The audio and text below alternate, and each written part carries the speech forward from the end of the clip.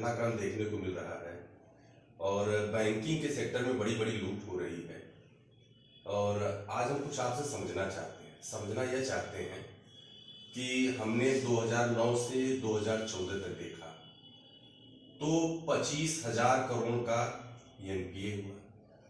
2014 से 2022 तक अगर हम देखें तो 6 लाख करोड़ का एनपीए हो गया। यानी जो बैंकों में पैसा पड़ा है वो हम ही लोगों का पैसा है, इस देश के नागरिक का पैसा है। और जो बड़ी बड़ी कंपनियां फ्रॉड कर जा रही हैं और एनपीए हो जाता है और रेड कॉर्नर नोटिस जारी होती है इंटरपोल के माध्यम से। पहले जो 25 लोग, आज अगर आप देखें आंकड़ा तो 50 से अधिक लोग जो हैं भारत में बैंकों का ऋण लेकर भाग गए। तो 2014 में हम देखें तो कम समय तो मनमोहन सिंह की सरकार थी और ज्यादा समय जो है नरेंद्र मोदी की सरकार थी 2014 में। तो 2014 में 10,000 करोड़ का एनपीए हुआ। आज की स्थिति ये हो गई कि 1,60,000 करोड़ का एनपीए हो जा रहा है। अभी हाल ही का मामला है कि जो आपका एबीजी शिपयार्ड कंपनी है, ऋषि कमलेश अग्रवाल है, उन्होंने 23,000 करोड़ का जो है लगभग 2 दर्जन से अधिक बैंकों का घोटाला हो गया, एनपीए हो गया। तो जो ये एनपीए हो रहे हैं, जो एनपीए होने की संख्या बढ़ रही है, चाहे 9,000 करोड़ रुपए लेकर बैंकों का ऋण लेकर विजय माल्या है बाहर भाग गए,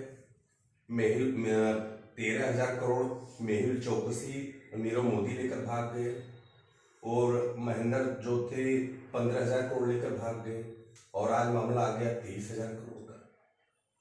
और अगर इसी तरह घोटाले होते हैं तो गवर्नमेंट को या बैंकिंग सेक्टर को क्या प्लान लानी चाहिए।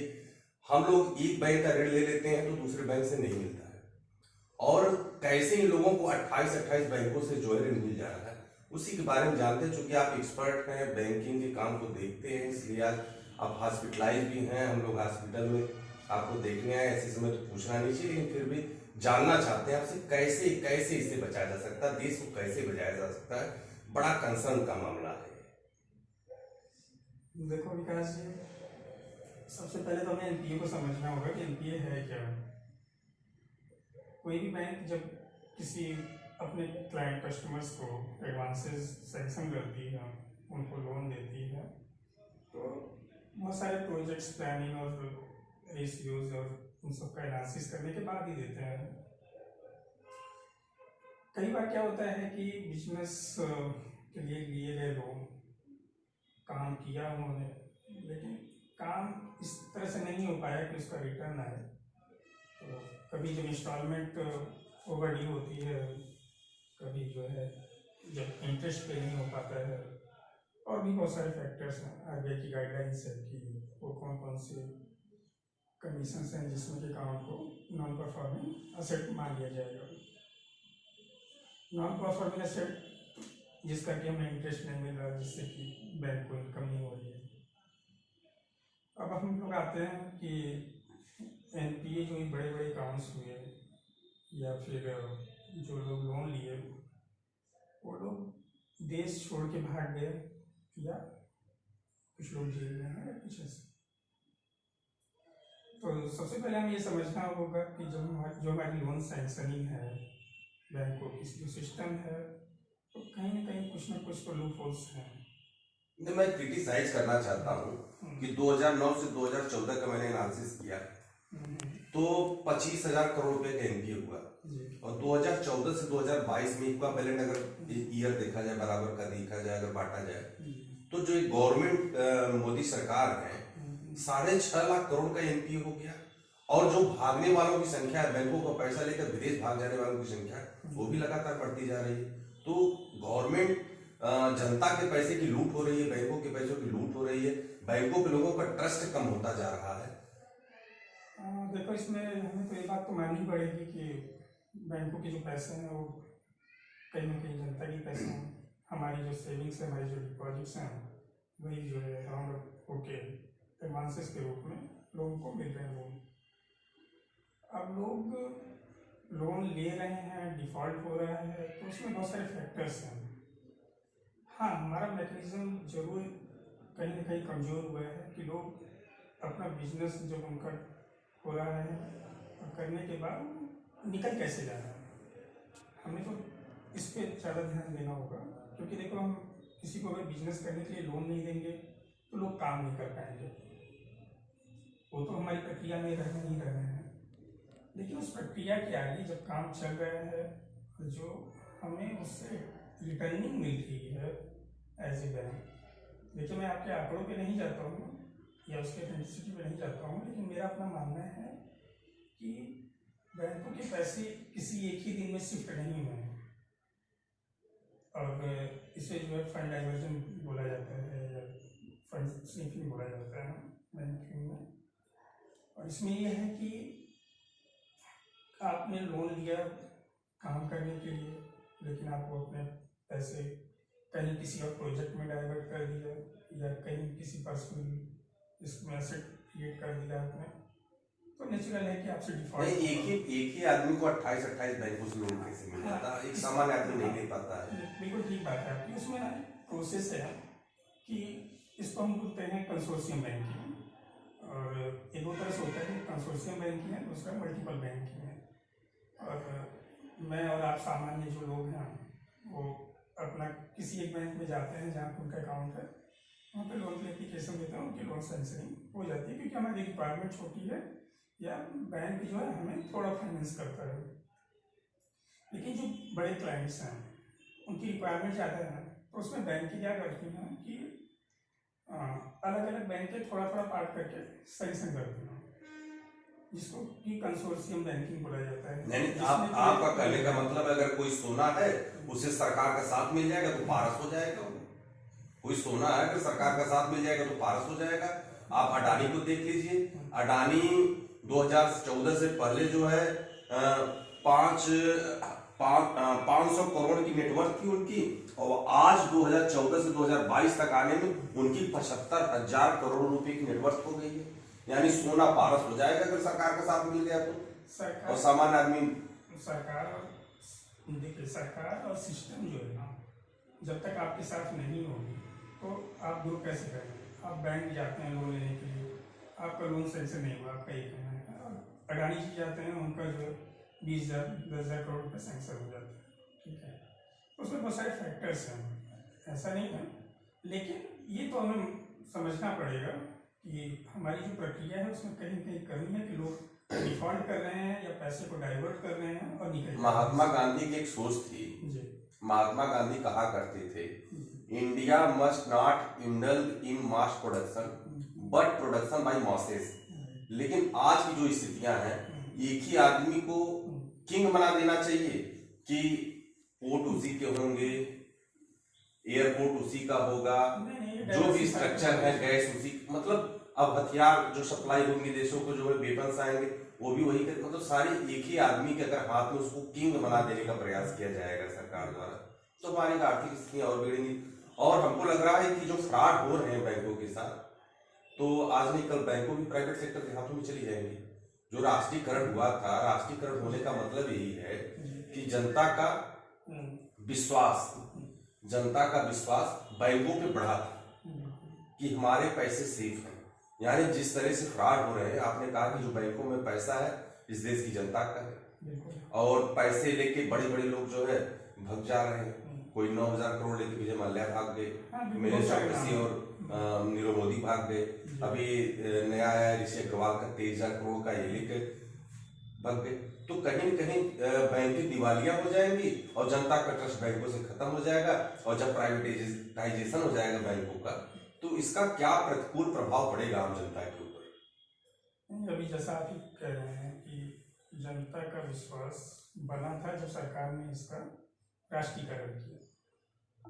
राष्ट्रीयकरण करने के बाद जिस तरह से डिफॉल्ट हो रहा है, और हर अगला डिफॉल्ट पहले वाले का कई गुना हो जाता है।